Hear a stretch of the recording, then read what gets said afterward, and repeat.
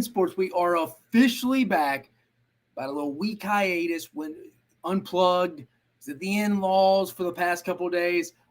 So wanted to provide you with the good content from the in-home studio. So we're here, bringing that to you live. We're officially 1 week away. 1 week away from SEC Media Days down in Nashville this year. Changed it up. I think it was in Atlanta last year. This year, though, it's in Nashville, and that means it is college football time. Cannot be more jacked. That means it's right around the corner. I'll go over the schedule and who's coming from each school, what days each coach is talking. Remember, it's Monday, Tuesday, Wednesday, Thursday. Commissioner Greg Sankey will address the media on that first day on Monday. But again, SEC Media Days, always a fun time, man. Always a fun time. The story that initially just jumps out is Philip Fulmer, former Tennessee coaches, if you don't remember. He built the program, should be the offensive line coach, AD there. Everybody remembers Philip Fulmer.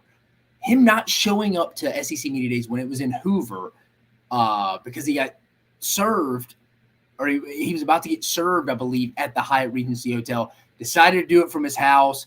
Got fined by, I believe it was Mike Slive was the commissioner then. It's always a story that kind of jumps off. Clay Travis asking Tim Tebow if he was a virgin before anyone really even knew who Clay Travis was at the time. That's another outlandish story. There's always good moments from SEC Media Days, but we'll go over that. I'll give you the schedule.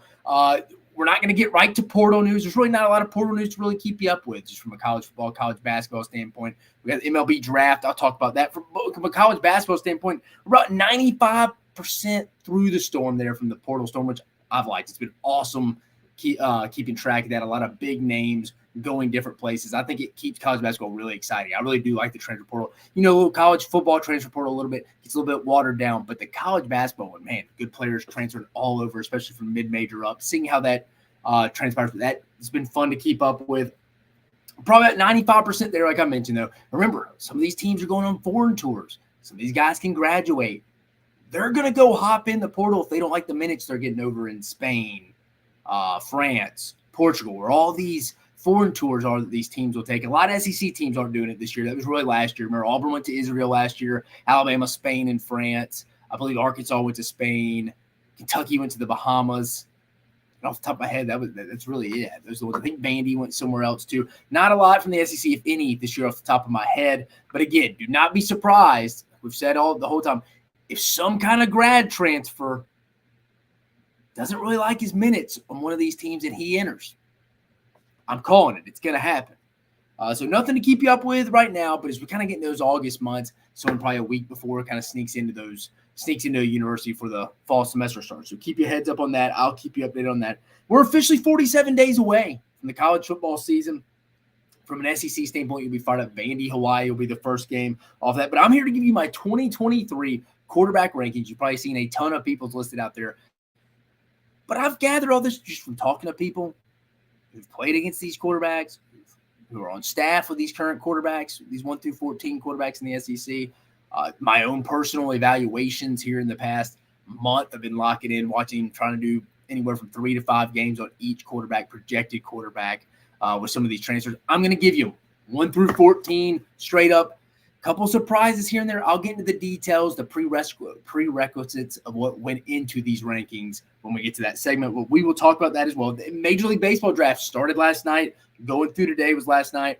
13 picks overall by the Southeastern Conference. No surprise. Another record-setting MLB draft. Looking at it right now. With 19 of the first 39 picks in the first round and compensation draft being players already on SEC rosters or committed to SEC schools. So 19 out of the first 39 picks were either on SEC rosters this past year or committed to them out of high school. It's per Chris Marler on Twitter, at Vern Funquest, I believe is his handle that I saw that on. With the 3 of the top 4 picks all being SEC guys, with Paul Skeens getting drafted by the Pittsburgh Pirates, first overall pick, Dylan Cruz next, going to the Washington Nationals, and then the Texas Rangers selecting Florida's Wyatt Langford. LSU having back-to-back draft picks. But how about LSU in general? They're the first team ever, first college athletics program to have a first overall pick in the 4 major professional drafts. It's NFL.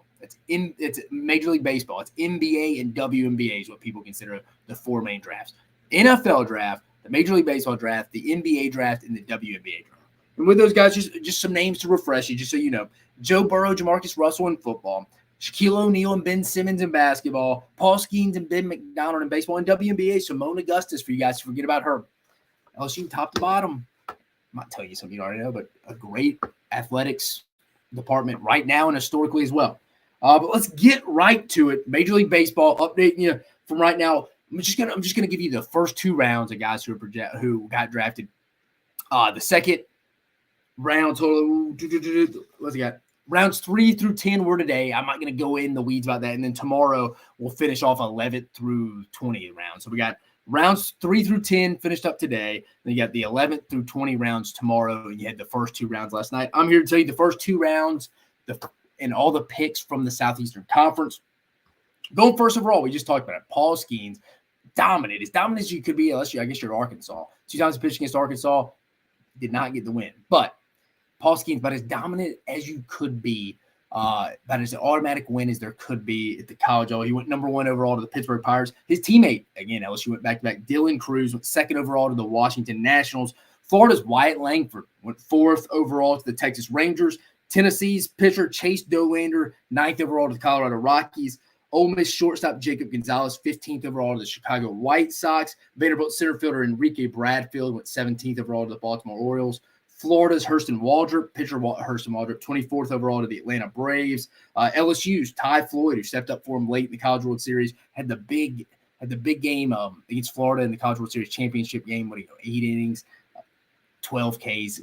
Was one of the main reasons why they won that series against Florida. 38th overall to the Cincinnati Reds. And then moving to the second round, Ole Miss's Kemp Alderman played left field DH for him, 47th overall to the Miami Marlins.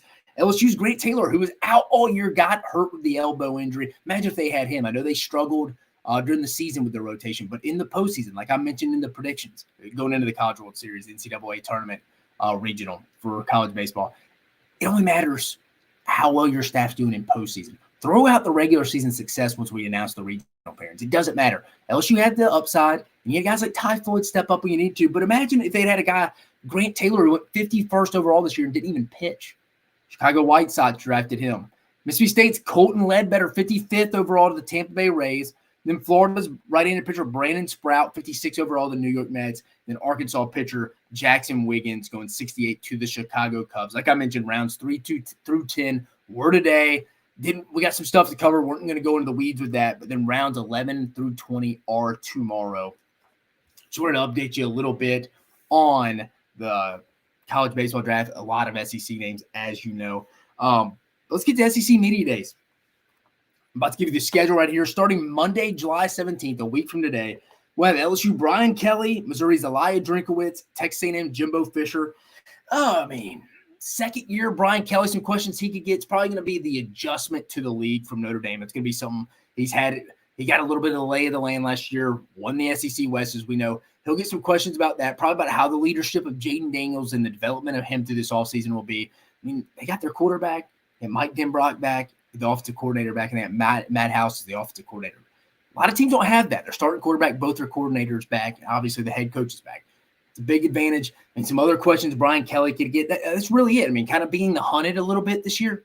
Not saying LSU really ever sneaks up on anybody. It would probably be how's his team taking on being the hunted. Also, offensive line. The offensive line, guys like Emory Jones, Will Campbell, does he feel like they've stepped up, grown? From sources I hear, they feel really good about that offensive line this year. They think that's going to be a strength. Missouri's Elijah Drinkowitz. I think the big question he's going to get is Brady Cook. We'll talk about quarterbacks here in a minute, but is Brady Cook ready to step up? Is he ready to step up? I mean, they have guys. They got Luther Burden sitting out there, Mookie Cooper sitting out there, Theo Weiss, the Oklahoma transfer coming in. They have guys out there. He just is coming off a labrum tear, did not participate in the spring. We'll talk about quarterbacks, like I said, here in a minute. Jake Garcia, Sam Horn in the background. He needs one of those quarterbacks to step up because I think his defense is good enough to get to a bowl game this year. He's going to be hit hard with that. Hey, you're a quarterback guy. You're an offensive guy. You were brought in to do this. Is the Fresno State OC going to come in and help suffice that missing piece right there, which is the quarterback position? Because I think if they get above average quarterback play, I think Missouri can be pretty good this year. Texas A&M, Jimbo Fisher. What's he not going to get asked about? How's the marriage going with Bobby Petrino? Can Connor Wigman step up? NIL will definitely be a conversation somebody will bring up to him. Expansion. What's he feel about Texas joining the league? That'll be stuff Jimbo Fisher will be talked about. Are all these recruiting classes that he's been accumulating, getting big-time guys on both lines of scrimmage, which is where the game's won. Are they ready to take it to the next level? I think those are kind of questions that Jimbo Fisher and Texas A&M is going to be faced at Media Day. Moving to Tuesday, July 18th, we got Auburn's Hugh Freeze, Georgia's Kirby Smart, Mississippi State's Zach Arnett, and Vanderbilt's Cork Lee. Hugh Freeze back in the league's first SEC Media Day since 2016 when he was at Ole Miss. Welcome back, Hugh. We're back in Nashville. We're on Broadway, baby. Hugh's going to be asked about his quarterback position. Let's be honest. It's going to be Peyton Thorne. It's going to be Robbie Ashford. Lean towards Peyton Thorne again. Big quarterback segment coming up. Stay tuned. We'll talk a little bit about that. How he inherited the rosters. Not very good. Going back all the way to Gus Malzahn and Brian Harsin. Just constant misses on the offensive line on those front. Can't happen or that catches up to you on Saturdays. It just does. It just does. If you don't dig in deep, watch the eval tapes, have prototypes, have critical factors at the offensive line position and know what you're looking for, really, and it all pertains and it's all relative to what the level you're at. I mean, some levels you're going to give up some size for some athleticism. You're going to give up some athleticism for size a little bit, depending what you want when you get down into the lower tiers. But at a school like Auburn, you should have critical factors. You should do all your details, know all your details. Does he love football? Know your non-negotiables.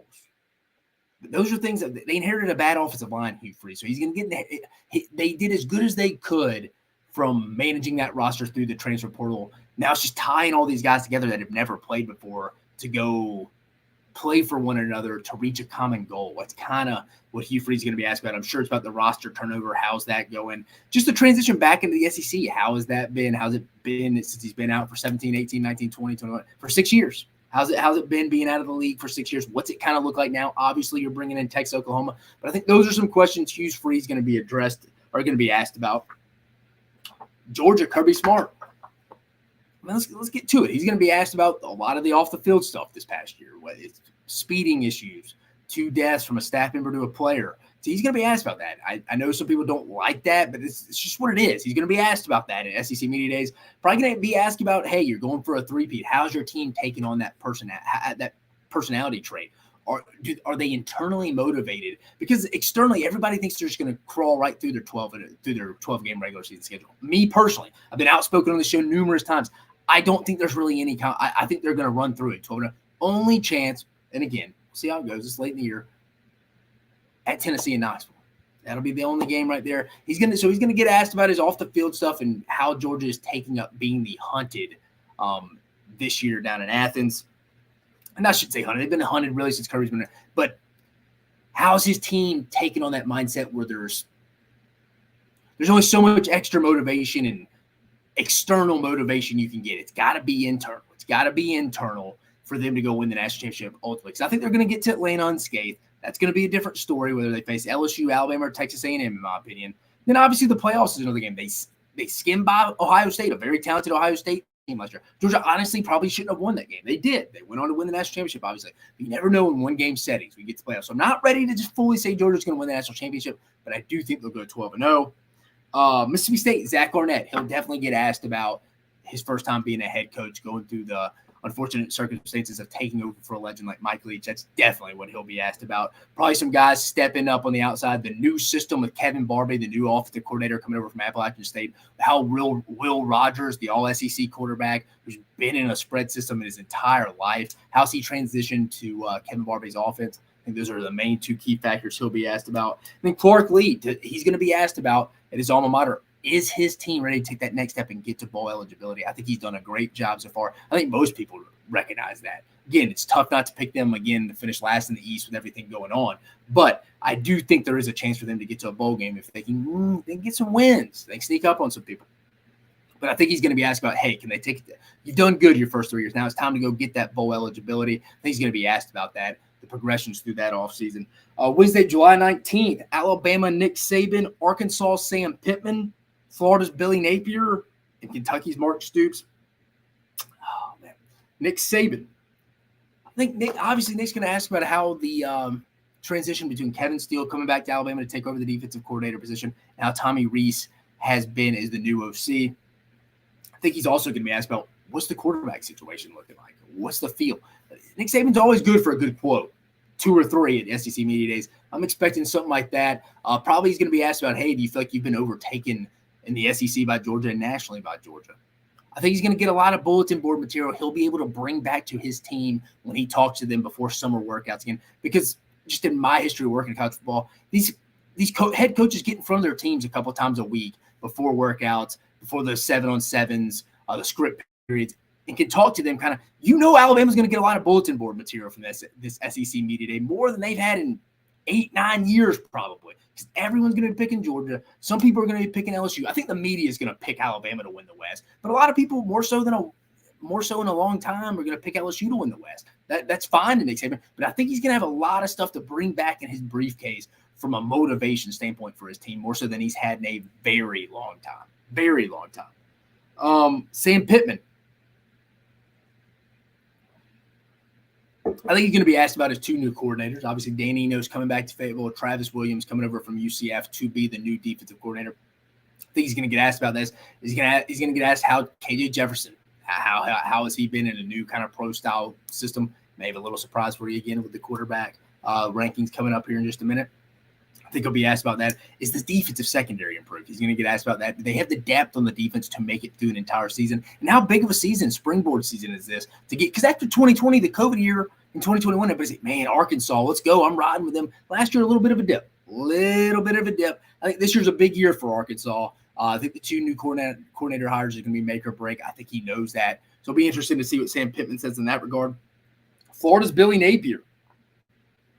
He's going to be asked about probably, do coaches get fired too soon at times? It'll be interesting to see his answer. And honestly, I think Billy Napier, if given enough time, will get Florida right. It's just going to take more time than probably Florida's administration and fans want to say probably. Billy Napier will also be asked about Graham Mertz, maybe Jack Miller, the new young defense coordinator, Austin Armstrong. Are they going to blitz as much as they showed in their spring game? I think stuff like that. Big year for Billy Napier. I think people are going to kind of feel like, hey, is he ready for this pressure? Is he kind of going to be a deer in headlights? Which I don't think he will be. I just people are going to be looking for that. Any chinks in that armor, because people want to jump on Florida real fast. Again, I'm not real high on Florida, but I'm not ready just to jump on them and just count them out for dead yet. I think they're a 5-6 win team this year. Ceiling's probably 8. They have a really good year. Schedule's just too tough. But it will be interesting to see what Billy Napier says. Kentucky's Mark Stoops. I think it's going to be Devin Leary is going to be the topic of conversation. Liam Cohen's going to be the topic of conversation. I think he feels good about his defense, but also the offensive line, the big blue wall. Does he feel like they're going to take that next step to be able to protect Devin Leary? Because they have guys on the outside. We'll talk about them here in a minute when I'm ranking Devin Leary, but Berrien Brown, Dane Key, Travian Robinson. Kentucky's probably as skilled on the outside as they've been certainly in the Mark Stoops era, but maybe ever. This is a good wide receiver group. It is. Derek Abney would maybe get some reps in this. Kidding. I like Derek Abney. If you don't remember him, played in the early 2000s in Kentucky. Good receiver for the Wildcats. But Mark Stoops, those will be some questions really offensively he'll handle. Moving to Thursday, July 20th, Ole Miss, Lane Kiffin, South Carolina's Shane Beamer, and Tennessee's Josh Heupel, and that will wrap up SEC Media Days next Thursday. But Ole Miss's Lane Kiffin, I think he's going to be asked about his quarterback room, like how Spencer Sanders been handling. But everything I'm hearing, Jackson Dart's going to be the guy. I think he took his game up the next level. He'll talk about Pete Golden's transition to the defensive coordinator. I think that'll be a big topic of conversation for Lane Kiffin too. Also, what's his thoughts on the portal? Lane Kiffin, very like Nick Saban, but very different from a standpoint of quotable. Two opposites ends of the spectrum when we're talking about how they go about their daily business. But from a quotable standpoint, from an SEC media day standpoint, you'll come back with something from Lane. Lane Kiffin's going to say something. He's going to say something we'll be talking about probably that Thursday night episode on July 20th. You can guarantee it. He'll say something, but certainly it's going to revolve around the quarterbacks he took with Walker Howard and Spencer Sanders to fit in with Jackson Dart. And then it's certainly going to be with Pete Golden taking over the defense. And how improved is that defense, specifically the secondary? South Carolina, Shane Beamer. He's going to be asked about it. Are they ready to take it to the next level? Marcus Satterfield's out. Dow Loggins is in, the tight ends coach from Arkansas that they brought in this year. Is Spencer Sanders, is he ready to be consistent? That's what I keep saying about all these quarterbacks in the SEC this year. The key phrase is consistency. We've seen some highs from guys. We've seen lows from those same guys. We have some guys that I think are going to be pretty good that hadn't had a chance, but it's going to be about consistency. Spencer Sanders, he's the main guy that comes to my mind when we're talking about consistency. Is he going to be like in the Tennessee game? Or is he going to be like in the Georgia game early in the year? It's to be determined. I mean, I like the way he was going through that end of the year. The last 3 games of the regular season, especially the last 2 games of the regular season against Tennessee and Clemson. Then even in the bowl game, it's Notre Dame. He had his moments. But Spencer Sanders can play well. South Carolina could get 8-9 wins. But again, I think it's going to be about their offensive line. He'll get some questions about that. But really, I think Shane Beamer's is going to be about, hey, are they ready to go take it to the next level? And also, what is the offense going to look like this year with new OC Dow Logans? And then finally, Tennessee, Josh Heupel, last one, simple drop from Knoxville to Nashville on Thursday night, or on Thursday before Thursday, and he'll travel back that night, I'm sure. Josh Heupel, he'll be asked about Joe Milton, for sure. Joe Milton. And honestly, I think, hey, what kind of defense do y'all have this year? You got a lot of veterans. Tennessee's got 17, 18 senior starters. It's going to be on their team next year. On the entire Tennessee's a veteran squad. If Joe Milton can step up, more time's gone. I've kind of liked Tennessee the more I've been studying here in the last month or two of them. But he'll be asked about the defense, and Joe Milton would be what I think. And is, hey, how are y'all taking on? What has the message been on being the hunted? Because I think last year Tennessee, there was some hype around them, especially with Hendon Hooker coming in. Everybody knows Josh Heupel puts up points. But what is the mindset this year where everybody kind of has Tennessee circled this year? Everybody, especially the guys in Tuscaloosa are. Florida's going to have them circled this year because everybody's going to think Tennessee's going to roll in there and beat them, me included. Georgia, definitely. They're going to be a hot name this year. They're a sexy name this year. Are they ready to take on the hunt and having that target on their back every week? Topic of conversation. Players attending from every team before we kind of move on to the quarterback rankings. For Alabama, you got offensive lineman J.C. Latham, corner Kool-Aid McKinstry, and linebacker Dallas Turner. For Arkansas, you got Landon Dickerson, the defensive end, quarterback K.J. Jefferson, and then running back Raheem Rocket Sanders. For Auburn, we got tight end Luke Deal, linebacker Elijah McAllister, and then offensive lineman Cameron Stutz. For Florida, we got offensive lineman Kingsley Iguakin, Jason Marshall, and then Ricky Purcell, wide receiver Ricky Purcell. From Georgia, we got tight end Brock Bowers, DB Kamari Lassiter, then offensive lineman center Cedric Van Pran. For Kentucky, they're sending over offensive lineman Eli Cox. Pretty good sign. They need some guys to step up there. Defensive lineman Octavius Oxidine and J.J. Weaver at linebacker. I like both those guys right there. Ellis Houston and Jaden Daniels, quarterback Jaden Daniels, running back Josh Williams, and defensive tackle Makai Wingo. Ole Miss is sending over Cedric Johnson, the defensive end, senior leader, running back Quinshon Judkins. We all know him. And then DeAndre Prince sitting there at corner. Mississippi State sending defensive tackle Jaden Crumedy, running back Joquavius Marks, and then quarterback Will Rogers. Missouri sending DB Chris Abrams-Drain.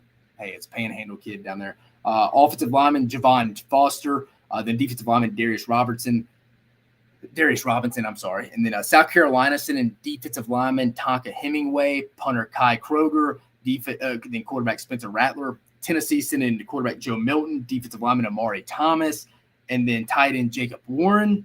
And then Texas A&M sending in defensive lineman Fidel Diggs, defensive lineman McKinley Jackson, and wide receiver Nia Smith. And then finally Vanderbilt sending linebacker Ethan Barr, safety Jalen Mahoney, and then wide receiver, kind of do it all on the outside for him, Will Shepard.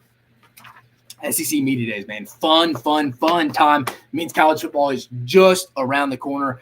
Be looking for quotes. It's almost like a full day of spring break if you're an SEC football fan. I mean, you got Monday, Tuesday, Wednesday, Thursday. You hear from the commissioner all the way down. I don't have to tell you. Everybody pays attention to SEC Media Days, but it just means college football and SEC football in general is just around the corner, man. Excited for it. A week from today. Moving to the SEC 2003 quarterback rankings, you have seen everybody's out there. You've seen everyone's out there. But the only thing that bothers me with some of these is usually they're just based off last season. No one really factors in guys that could come in that you haven't really seen a lot. Guys like Carson Beck should be Georgia's starter this year. We don't really factor in those guys for whatever reason.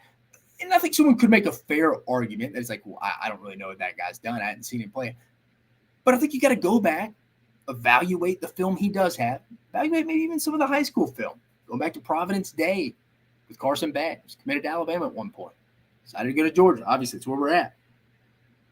But I'm going to do mine a little different. I'm going to base these rankings off conversations I've had from people who've been around these guys in that same building, coached against these guys, and seen them, scouted them for a full week, a full off season. Based off their current resume right now, I'm going to go off of it. To be fair to the people, I was just kind of going at a little bit, saying, "Hey, it's just based off last season." That has to be a factor for sure. And then finally, off my final personal evaluation off watching the film here for the last month. I've been working on this past month, trying to watch 4 or 5 games, going back to some high school highlights to put this together, talking to sources in the building, guys that have scouted them, and then obviously what they've done on paper, what they've done on tape in college, obviously taken into effect, especially last year. Then I'm also finally, and I think this is one that's not looked at enough, system changes. Guys like Will Rogers going to be in a different system for the first time in his life. KJ Jefferson taking over more of a pro style. It's going to be a lot more on his shoulders. Get into that. You may see some surprises here from me. But all that just taken in. So my own personal evaluation, do my homework, letting just kind of ranking these by what my eyes tell me. Stats, numbers, stuff last year, but not as weighted heavily as some. And like I said, sources, talking to people that I trust in the industry, what they think from being in the buildings, how these guys are wired. Then also just me taking some of it's just a pure projection, how I think the season is ultimately going to turn out. And again, this is how I think these rankings in the year at the end of November, beginning of December. Let's leave it at that. Starting at number 14, Graham Mertz from Florida, the Wisconsin transfer. Just too inconsistent right now for me, just from his time at Wisconsin, from what he did. Now, I know I'm probably a little lower than some on him. I haven't seen a lot of guys rank him high, but I think he's a very low ceiling. Would not be shocked if maybe we saw Jack Miller at the same point, but Florida's offensive line is going to be key. They can establish any kind of run game because they got 2 good backs in Trevor Etienne and Montrell Johnson. If they can establish a run, that would definitely help take some pressure off guys like Graham Mertz, maybe a Jack Miller. But when's the last time Florida's quarterback going to the year has been ranked last? I think that's where it's at, and I think it's a fair ranking right now. Moving to number 13, I'm going to A.J. Swan from Vanderbilt. I think he takes the next step this year. Heard great things this past spring, him doing a good job. I was impressed with him in 2022. I mean, and expect him to take an improvement after watching the spring game about a week ago. Again, he's ranked 13th, but again, I think there's a lot of depth in this SEC quarterback class this year. There may not be a real dude. There may not be a dude. There really may not be, and I don't think there'll be as many first-round draft picks as there was this past year, but I think the depth's there. I mean, for A.J. Swan to be ranked 13th, this is a lot about the league. I'm not saying he's not going to be some future NFL guy, but I think that kind of gives credit to a little bit of the depth in the league. I mean, someone's got to be ranked 13th. So I'm going to go A.J. Swan. I think he takes a step, but again, sitting at number 13. Number 12, big deal here for Eli Drinkwitz and the Missouri Tigers. That's Brady Cook. Coming off a labrum tear, did not participate in spring. So that allowed Eli Drinkwitz to take a look at the Miami transfer, Jake Garcia, and then Sam Horn. They got all the reps in the spring. I expect Brady Cook to take over. I mean, he's played well. I mean, last year he was a 65% passer, 14 touchdowns, 7 interceptions. Not bad numbers there. You go back to watch the Georgia game, you see some stuff you like. Not a lot of velocity. I don't think he can spray it to all 3 levels, but I think he does have enough touch and accuracy to make some plays when he needs to. He's key to Missouri season. I think they got enough everywhere else to get to bowl eligibility, and I think this is big for Eli Drinkwitz's tenure down in Columbia, so it'll be big. I think Brady Cook, though, I got him sitting at 12 going into the season. This is how I think it finishes. So he's going to finish 12th, but again, that doesn't mean Missouri can't go to a bowl game. I just think there's more depth in the SEC at quarterback than I think people are giving it credit for, but again, not as top heavy as a conference like the Pac-12 would have. Sitting at number 13. Put Peyton Thorne and Robbie Ashford. I think Peyton Thorne wins this job. The Northwestern transfer. He's good enough to move forward and move an offense down the field, especially with a quarterback developer like Hugh Freeze. Hugh Freeze has had success with quarterbacks his entire career, really. And Peyton Thorne definitely has enough. Took Michigan State to a Peach Bowl in 2021. They have depth. He has enough ability to go win games in the SEC. Not a championship, but probably anywhere from 7 to 8 games. I think Peyton Thorne, maybe 9, can get it done. Not a high NFL upside by any means. I might go with that, but I think he can do a serviceable job this year and give Hugh Freeze and Auburn, especially with the receivers they brought in, a chance to go win enough games in Hugh Freeze's first season at Auburn. So I got Peyton Thorne sitting at 11. Call me crazy here. This may be one that gets an initial look. But number 10, Jalen Milroe, Ty Simpson, and Tyler Buckner, the Notre Dame transfer. If anyone is predicting who's going to be the starter in game 1 before Tyler Buckner's even put on a black jersey at a University of Alabama football practice yet, you're crazy. This is another spot, though, that I think, just like Peyton Thornton, could ascend up a little bit. I think they could move up. after the season. You could see both Peyton Thornton and either Jalen Milroe, Tyler Buckner, or Ty Simpson coming in and moving up the projection. That would not shock me at all. But going into game one, I don't think you could project either one of them. The quarterback's going to be involved in Tommy Rees's run game. I think all three bring that attribute to the table, which is fine. I think you hadn't seen that a lot now in past Alabama offenses, but I think they're going to be incorporated in the run game. All three of them can bring that to some extent. I think the high upside guy is Jalen Milroe. If he can become a more consistent passer, I don't know if he can do that. I lean towards no off everything I've seen and heard. I ultimately think Ty Simpson's going to be the guy here. But right now, I can only put him at 10. There's nothing it says right now I can move them up. There's nothing. Off all the film I said, that would just be going off the logo, or I should say the numbers on Alabama's helmets. But again, I think Ty Simpson ultimately takes that role as we get through the season. Don't know who starts that game one against Middle Tennessee State. I think you'd be crazy if you could tell me who that was, because I think you could see a starter in Middle Tennessee State, one guy, then a different starter the next week against Texas. So I think 10th right now is perfect for Jalen Milroe, Ty Simpson, or Tyler Buckner. Number 9, Will Rogers from Mississippi State. Now remember that change of system thing I brought up. I discussed that in the prelim of the segment. This is an exact example right now. Some people may be 9th. Will Rogers, the guy's an all SEC guy.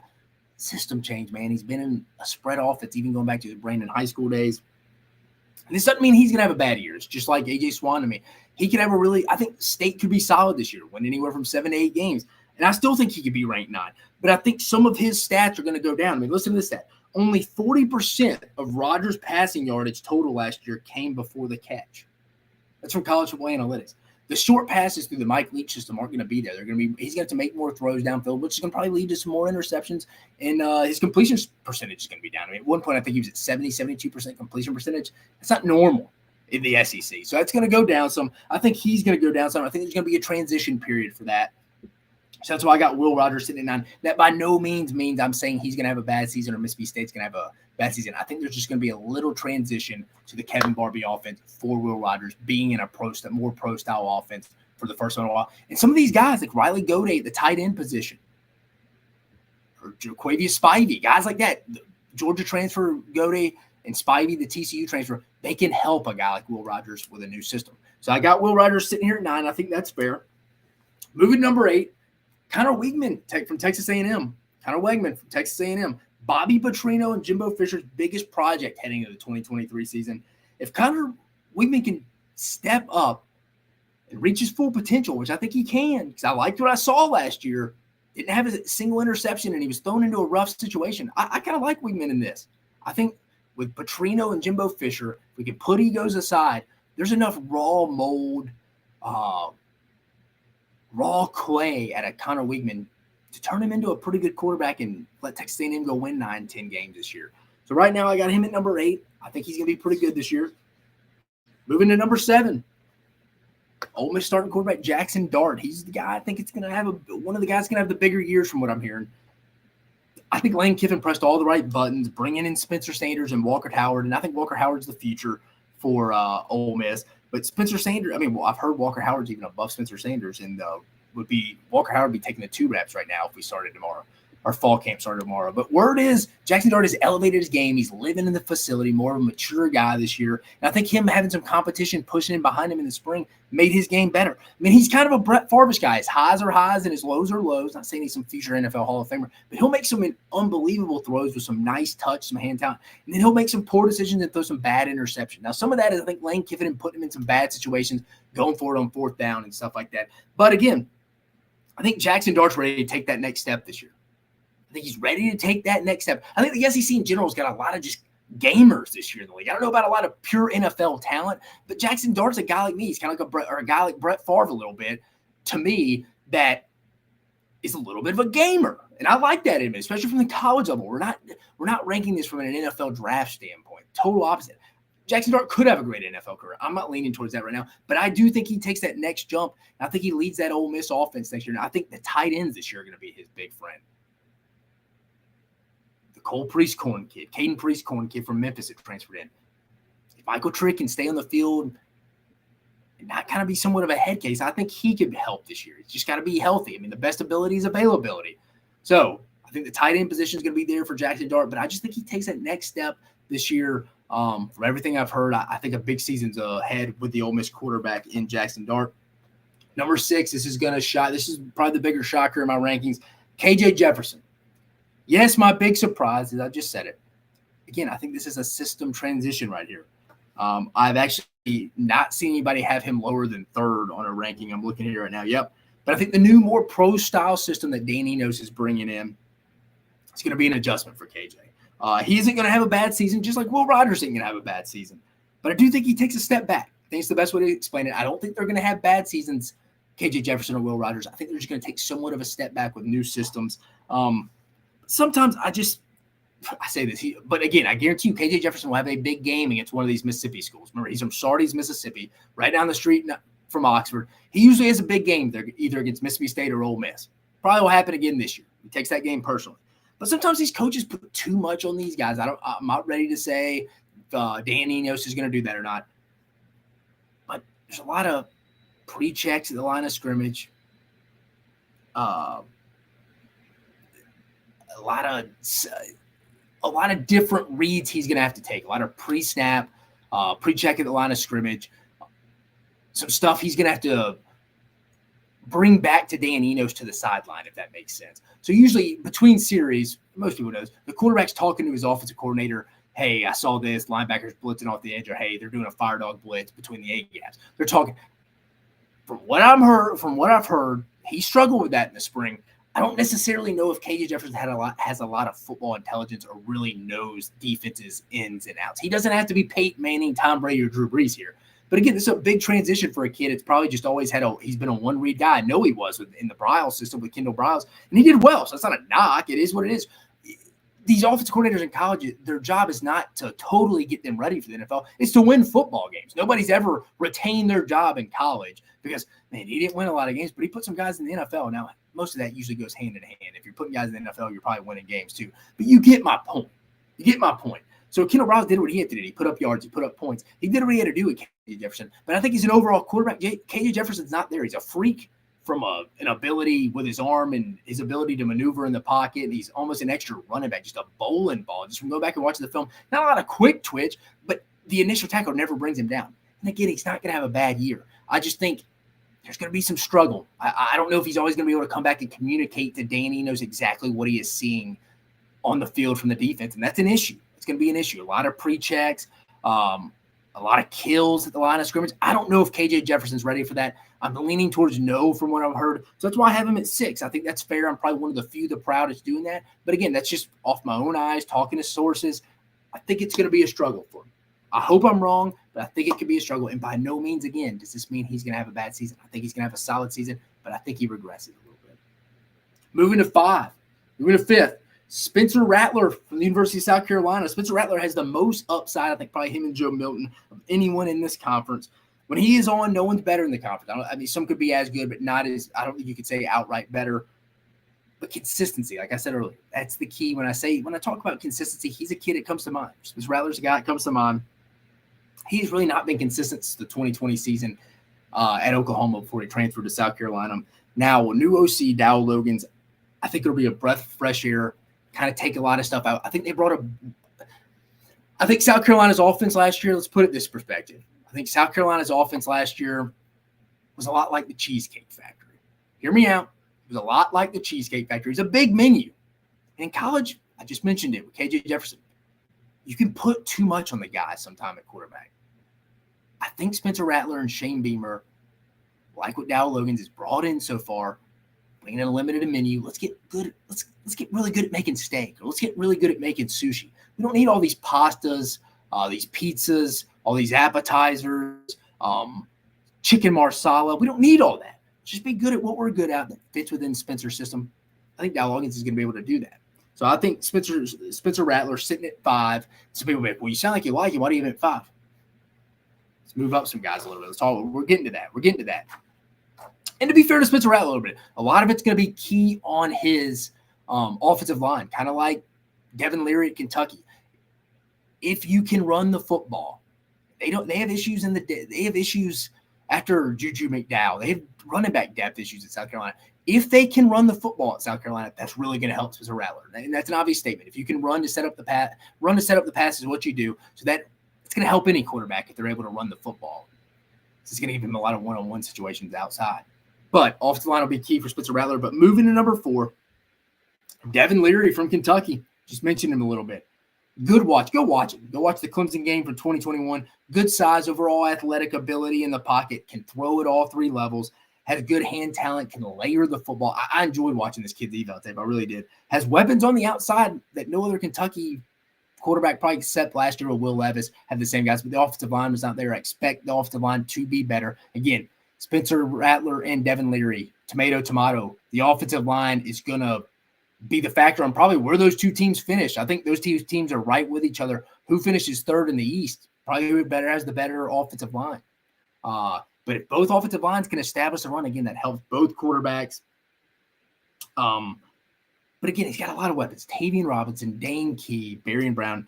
I think Devin Leary is going to be a surprise. I have 2 big surprises in the top 4. I think Devin Leary and someone else we'll get to in a moment are going to be the 2 big surprises in the Southeastern Conference from the quarterback position this year. Moving to number 3, Joe Milton. Joe Milton, you can't deny the raw tools Joe Milton has. I just said it. I think him and Spencer Rattler have the best tools in the conference, highest upsides when playing their best. You also don't want to go against the odds and say Josh Heupel will not produce another productive quarterback. I mean, we're going back to Drew Lock at Missouri. We're going back to Dylan Gabriel at UCF, put up big numbers with him. Hendon Hooker obviously put up historic at Tennessee legend, all-time great at Tennessee. In the last 5 or 6 years, Josh Heupel had a bad quarterback, so I think the guy with the most tools is probably not going to be bad either. But to expect Hendon Hooker type numbers, I think is a little outrageous. He only threw 2 interceptions last year. I think the interception numbers will probably go up a little bit. But the big thing for Joe Milton is taking advantage of the opportunities downfield. If there's a busted coverage in the scheme 1, and your coaches are putting you in great position to make plays, you can't overthrow it. You can't overthrow it. Underthrow the deep ball if you have to. Do not overthrow and leave points on that board. Do not leave 6 points on the board. That's what Joe Milton's got to settle in. Hey, try not to do too much. Take the throws that the offense is giving you. It's proven. It's worked on everybody. They've been outscoring everybody for 5 or 6 years in this Heupel offense. Don't overthink it. When I say 5 or 6 years, probably longer than that too, 7 or 8 years, going back to when Josh Heupel was at Missouri, put it that way, and even some in Oklahoma. I know he was the scapegoat at the end, but every time Josh Heupel's always had a good offense. Let's put it that way. That's not reinventing wheel. That's not telling you something you don't already know. But again, the thing I do want to see with Joe Milton, though, he had the big game against Clemson in the Orange Bowl, and bowl games are not meaningless. I'm not saying that.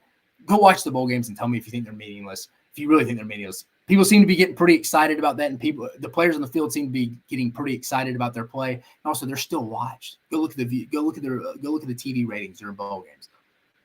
Then also, I want to see Joe Milton go win a big game on the road against somebody. You can have a shot in Tuscaloosa this year. Maybe a big game in general. Beat Georgia and Knoxville. Go win that game in Florida and Gainesville. Big early season match, first SEC game. I want to see him win a big game in the regular season where everything's still in the line. But to be fair to Joe Milton this year, I think he comes in. A lot of people thought there was still a potential race between him and the true freshman star Nico Lamalavea. But this is Joe Milton's team. This is his offense. I feel like back in 2021, he was still fighting off Hendon Hooker, didn't really feel real comfortable forcing himself. I think he knows this is his offense. This is his team. He's been told that by Josh Heupel. So I think there's going to be a little bit of a humble confidence rolling in this year for Joe Milton. So that's why I got him at number 3. Moving to number 2, I told you projections are a real thing. This is what I'm doing here off watching with my eyeballs. Carson Beck, number 2, the Georgia quarterback. I know I'm getting calm down, everybody over in Athens. Calm down. I know the applause is getting too loud. People in Knoxville are probably booing me. But biggest projection of the rankings. Beck has all the tools to be a successful quarterback. And every year there's always somebody that comes out of nowhere to kind of to be in a top 3, top 4 quarterback in the SEC. And I think this year there's 2 of them. I think it's Carson Beck at Georgia we're talking about right now. And we already mentioned him, Devin Leary at Kentucky. I think he's going to be 4th. And I think the support cast around Carson Beck right now, Stacey Searles' group up front of the offensive line, they're going to be really good this year. I think running backs will be fine. He's got some weapons on the outside, Ladd McConkey, Brock Bowers over there at tight end. And we brought in new guys. The Mississippi State transfer wide receiver, Ra Thomas. And then you brought in Missouri's best deep threat slot receiver in Dominic Lovick. I think he's going to have some guys out there with guys like that.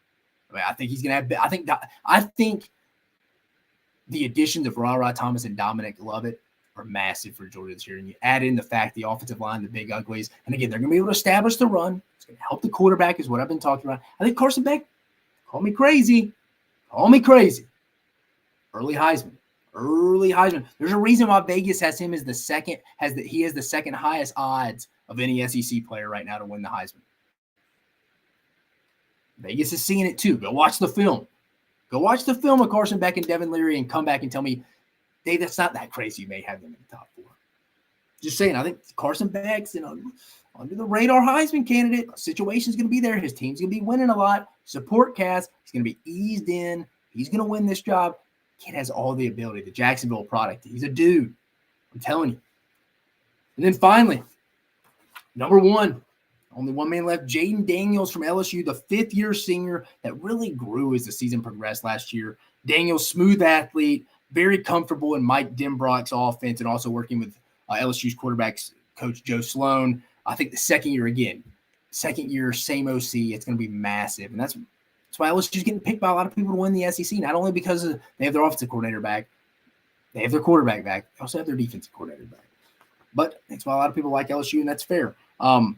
I think we're far beyond the hesitant play we saw early in the first half of the season last year where he wouldn't take off when he really needed to. Just kind of looked like a deer in headlights. We should see a much more polished veteran guy that can throw to all 3 levels and also has a mental clock and awareness to know when he needs to take off. And he did a good job of protecting the football last year, so I'm not really worried about that. But I think he's just real comfortable. I think this year Jaden Daniels takes that next step. Again, I think the second year in the system is critical. Factor in LSU's expecting the offensive line to be one of their strengths with some of their youngsters growing up. They got weapons on the outside. Mason Taylor, the tight end. They need some running backs to step up. Maybe is it Josh Williams? Is it Logan Diggs? The Notre Dame transfer they brought in? Is it Noah Cain? Guys like that. They need a running back to step up.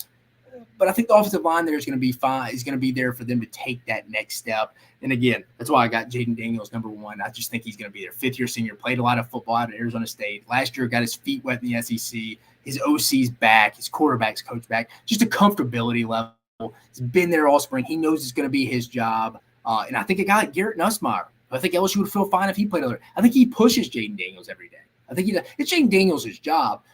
Garrett Nussmeier is no slouch. So I think he pushes him every day. I think Jaden Daniels right now and then probably at the end of the year will be the best quarterback from the SEC. Going to some fan questions, though, before we wrap up the episode. From Coleman Richards, what games in conference are you most confident in that a certain team wins? Off the top of my head, I think Alabama beats Tennessee in Knoxville this year. I think that's a game Alabama's going to have circled. I'm very confident Alabama wins that game. I think Ole Miss at Auburn. I think Auburn's going to win that game. That's a game I'm confident in. Then finally, another one. I think South Carolina ends the losing streak to Missouri.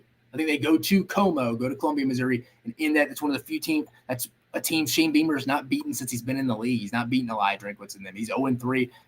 I think they have that game circled. So those will probably be the 3 right off the top of my head. I probably need to do a segment on that. So I appreciate you asking, Coleman. But yeah, I would go Alabama beating Tennessee. I'm very confident in. I would say Auburn getting it done on the Plains with the Lane Kiffin, Hugh Freeze stuff. I think Hugh Freeze is going to have that game circled against his former employer. I think Auburn's going to get that done. I think the Auburn fan base will help them. I think wherever that game was this year was who's going to win. If it was in Oxford, Ole Miss would win. If it's in Auburn like it is, I think Auburn wins. So I think I'm very confident Auburn wins that game with Hugh Freeze. And then finally, like I said, I think Shane Beamer and South Carolina get it done against Elijah Drinkwitz. They finally end that, and Shane Beamer gets his first win against Missouri during his time at South Carolina. Then the final question, an interesting question here from a Southern Miss fan, at Trey Abear. Thoughts on the Southern Miss Mississippi State matchup at the end of the year? It's interesting. I talked about games teams should be a little worried about from a sleeper standpoint 2 weeks ago. And I said Missouri should be worried about Middle Tennessee State. This is kind of how I feel with that Southern Miss Mississippi State game. And if you're not familiar with the schedules, this game is the second to last game of the year for Mississippi State. It's 5 days before the Egg Bowl. If you remember, the Egg Bowl's on a short week. It's that Thursday. Mississippi State sometimes has a conference game before. If I'm Mississippi State, I'm not real fired up where this game's on the schedule. This is going to be Southern Miss's Super Bowl. Will Hall's done a good job recruiting. They went to a bowl game last year. This will be his third season. He's got the Southern Miss program going in the right direction. If they can get a quarterback, they should be pretty good. The offensive line, one of the biggest offensive lines in the country, the biggest in the group of five. They got Frank Gore Jr. back. They had to replace a pretty solid defensive coordinator in Austin Armstrong who went to Florida. They've recruited well enough. They got some talent there, Southern Miss, on the back on that defense. It's a little dangerous game for Mississippi State, especially if you're looking ahead towards your big in-state rival, Ole Miss, just 5 days later. Short week. I mean, you're going to get a full week. I saw this question from Trey on Twitter, and it had me thinking kind of right before the episode. Now I was like, this kind of reminds me of that Middle Tennessee State-Missouri game, but that's the second week of the year. Only advantage Missouri really has, I think, going into that one is that Middle Tennessee State plays Alabama to open up the year, so they probably should be a little beat up. But again, this is, if I'm Mississippi State and I'm Zach Arnett, I better not be overlooking Southern Miss, because I think Southern Miss is going to be a bowl team this year. I would not overlook them. And Will Hall's a Mississippi guy. He understands this stuff. He understands how massive of a win this was. Probably going to maybe get him another job in a year or two. It's obviously a bigger game for Southern Miss than Mississippi State. Zach Arnett and those guys who are not really familiar with Southern Miss do not need to overlook this. And looking ahead to the Ole Miss game, the Egg Bowl, 5 days later, you may get snake bit. You may get Georgia Southern versus Florida. Just saying, one team's going to be a lot more hungry going into this game than the other. It's a solid question there, Trey. But, man, covered a lot. I hope you had as much fun as I did. We talked. Didn't go really into any portal. I told you that we talked Major League Baseball draft. We talked SEC Media Days, college football just around the corner. I ranked my SEC quarterbacks 1 through 14. You may call me crazy with having Carson Beck and Devin Leary in the top 4, but I think it's how it's going to shake out. Did a lot of research on that one, talked to a lot of people. I feel very good about those rankings. And then we answered some fan questions. Thursday's episode, I think it's going to be really fun. We should have Jake Crane from Crane & Company coming in. We're going to do an SEC coaches draft. SEC coaches draft. We're both going to get 11 draft picks. Go as you may. You can draft a head coach first. You can draft a defensive coordinator first. We're just going to go through the SEC and draft our coaches. I think it's going to be a fun exercise. And we also have Scout School. Got 3 new guys to evaluate. Josh Murphy will be coming back. We may have another guy. Used to work for the San Francisco 49ers, Travis Dara, who might join us. We'll be testing that out. So Thursday episode, you do not want to miss. This will be probably one of our funner episodes of the summer. Do not miss that. Put that on your calendar, 7 o'clock Central Time Zone for some Scout School and SEC Coaches Draft on Thursday, along with some other stuff, obviously fan questions that goes on every episode.